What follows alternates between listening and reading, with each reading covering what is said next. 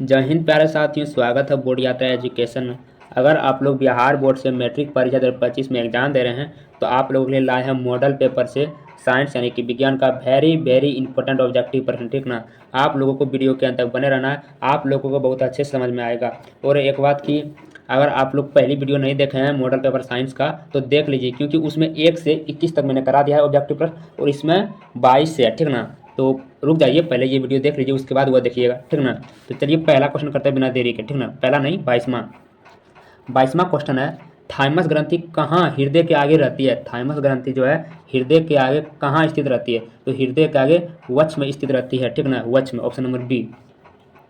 23 number है, नर युग्मक एवं मादा युग्मक के संलयन को क्या कहते हैं। नर युग्मक एवं मादा युग्मक के संलयन को क्या कहते हैं, तो निषेचन कहते हैं। तो इसमें निषेचन नहीं है, यानी कि इसका सही आंसर होगा ऑप्शन नंबर डी। ठीक ना, नर युग्मक एवं मादा युग्मक के संलयन को हम लोग निषेचन कहते हैं।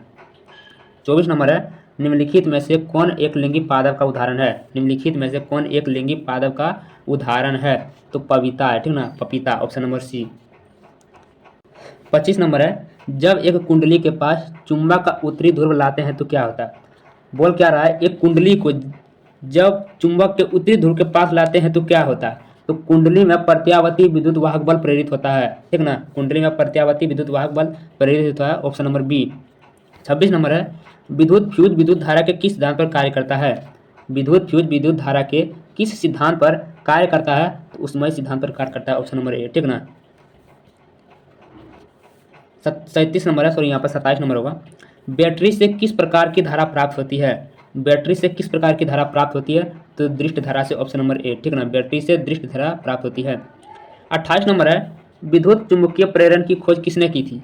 विद्युत चुंबकीय प्रेरण की खोज किसने की थी, ध्यान से सुनिए मेरी बातों को। विद्युत चुंबकीय प्रेरण की खोज किसने की थी, तो फैराडे ने की थी, ऑप्शन नंबर ए होगा। विद्युत चुंबकीय प्रेरण की खोज फैराडे ने की थी। मैं रटा दूंगा इसी तरह बोल बोल के, आप लोगों को वीडियो के अंत तक बने रहना है। ठीक ना, और आप लोग जो नए हैं कृपया करके चैनल को सब्सक्राइब कर लीजिए, क्योंकि मैं एग्जाम तक पूरा मॉडल पेपर हर विषय का खत्म कर दूंगा। ठीक ना, 29 नंबर है, विद्युत जनित्र का सिद्धांत आधारित है। विद्युत जनित्र का सिद्धांत आधारित है, तो किस पर आधारित है, विद्युत चुंबकीय प्रेरण पर। विद्युत चुंबकीय प्रेरण पर आधारित है विद्युत जनित्र का सिद्धांत। 30 नंबर है, बायोगैस संयंत्र का उत्पाद निम्न में से क्या है। बायोगैस संयंत्र का उत्पाद निम्न में से क्या है, उर्वरक है, पौष्टिक भोजन है, अपमार्जक है, विषैली गैस है। तो क्या है साथियों, इसका सही आंसर होगा उर्वरक, ऑप्शन नंबर ए, उर्वरक। बायोगैस संयंत्र का उत्पादन उर्वरक से है। ठीक ना, 31 नंबर है, निम्न में से किस देश को पवनों का देश कहा जाता है। ठीक ना, यानी पवनों यानी वायु, जो जहाँ पे बिजली ज़्यादा उत्पादन होता है। ठीक ना, तो निम्न से किस देश को पवनों का देश कहा जाता है, तो इसका सही आंसर क्या होगा प्यारे साथियों, इसका सही आंसर है Denmark. Denmark, option number D. ठीक ना, और ये मत सोचिएगा ये क्वेश्चन लड़ेगा या नहीं लड़ेगा, मॉडल पेपर में दिया है तो लड़ेगा। मॉडल पेपर में जो आता है वही आता है बोर्ड एग्जाम में। ठीक ना, 32 नंबर है, निम्न में से किस पदार्थ का उपयोग सौर सेल बनाने में किया जाता है। बहुत आसान क्वेश्चन है प्यारे साथियों, ध्यान से सुनिए। निम्न में से किस पदार्थ का उपयोग सौर सेल बनाने में किया जाता है, तो सिलिकॉन का उपयोग किया जाता है। ठीक ना, ऑप्शन नंबर सी होगा, सिलिकॉन का उपयोग हम लोग सोलर बनाने में करते हैं। 33 नंबर है, मुकुलन द्वारा प्रजनन किसमें होता है। मुकुलन द्वारा प्रजनन किसमें होता है, अमीबा में होता है, ईस्ट में होता है, मलेरिया में होता है, पैरामीशियम में होता है। तो मुकुलन द्वारा प्रजनन जो है प्यारे साथियों वह ईस्ट में होता है, ऑप्शन नंबर बी। ठीक ना, 34 नंबर है, फूल यानी कि पुष्प, फूल में नर प्रजनन अंग होता है। फूल में नर प्रजनन अंग होता है प्यारे साथियों, क्या होता है, पुंकेसर में होता है। ठीक ना, पुंकेसर मतलब फूल नर प्रजनन अंग है। पुंकेसर जो है फूलों का नर प्रजनन अंग है।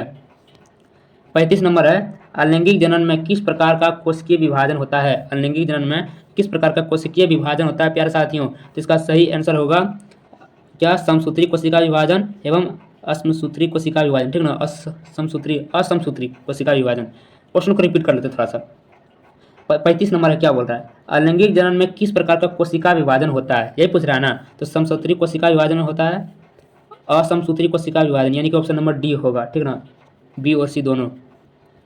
36 नंबर है, सोलर कुकर में प्रयुक्त बर्तन प्राय निम्न में से किस रंग के पेटेंट होते हैं। सोलर कुकर में प्रयुक्त बर्तन प्राय निम्न में से किस रंग से पेंट होते हैं, तो इसका सही आंसर क्या होगा प्यारे साथियों, इसका सही आंसर होगा काला। ठीक ना, सोलर कुकर जो है उसको हम लोग काले रंग से रखते हैं।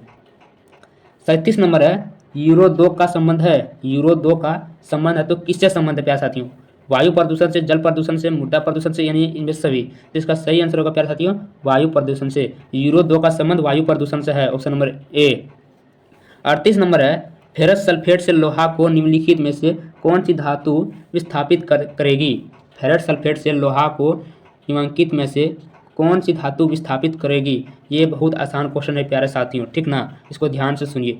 तो Zn बोल रहा है, यानी कि जिंक, जिंक विस्थापित करेगी। 39 नंबर है, अगर गर्म CuO पर हाइड्रोजन गैस प्रवाहित किया जाए तो परत किस रंग का हो जाएगा? अगर गर्म CuO पर हाइड्रोजन गैस प्रवाहित किया जाए तो परत किस रंग का हो जाएगा? प्यारे साथियों आप लोगों को पता होगा, नहीं पता है तो भूरे रंग का हो जाएगा, ठीक ना, याद रख लीजिए, नहीं पता है तो। 40 नंबर है, किस रासायनिक अभिक्रिया में ऑक्सीजन अनुपात का बढ़ना क्या कहलाता है? किसी रासायनिक अभिक्रिया में ऑक्सीजन अनुपात का बढ़ना क्या कहलाता है प्यारे साथियों? तो उपचयन अभिक्रिया कहलाता है, ऑप्शन नंबर ए, ठीक ना। 41 नंबर है, उपचयन अपचयन अभिक्रिया को हम लोग क्या कहते हैं?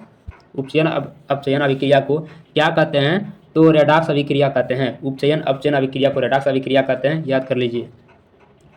42 नंबर है, निम्नलिखित विशेषताओं में कौन अलैंगिक जनन के लिए सही नहीं है? निम्नलिखित विशेषताओं में कौन अलैंगिक जनन के लिए सही नहीं है, यही पूछ रहा है ना। तो इसका सही आंसर क्या होगा प्यारे साथियों?